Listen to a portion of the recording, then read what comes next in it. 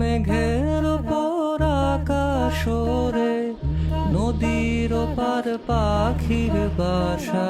চাচা খাওয়া নাইছে তো, খাইবেন না? তুই যা, আমি আসতেছি। চাচা আপনি যে বেতা এত কষ্ট করতেছেন, আপনার ছেলে একটা ঢাকায় বড় অফিসার, হ্যাঁ কইতে পারেন না আপনার বড় একটা ডাক্তার দেখাইতে? গ্রামও তো আইবই না, বাপ এত কষ্ট করতেছে, ডাক্তারটাও দেখায় না। এই এখানে করিম মিয়াকে কি হয়েছে ভাই? ওনার একটা পার্সেল আসছে। চাচা ভাই একটা তেলের বোতল পাঠাইছে, সাথে একটা সিটিও পাঠাইছে। সিডিটা পড়ছেন দেখি। আসসালামু আলাইকুম আব্বা, আশা করি তুমি ভালো আছো।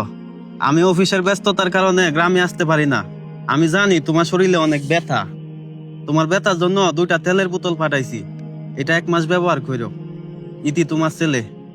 চাচা এটা ব্যথার তেল, আপনি নন, আপনার একটু মালিশ করে দেই। বড় ভাই যখন পাঠাইছে ভালো জিনিসই পাঠাইছে, আপনি 7 দিন ব্যবহার করে দেখেন, ভালো হইব। আরে চাচা আপনি এত ভারী কাম করতেছেন, আপনার না কোমরে ব্যথা? তোর ভাই একটা তেল ফাটাইছে না আশিফা, এইটা মালিশ করার পরই আমি করে একবারে সুস্থ। ইস এত ভালো তেল, তাইলে আমার মাছ জন্য একটা অর্ডার করতে হইব।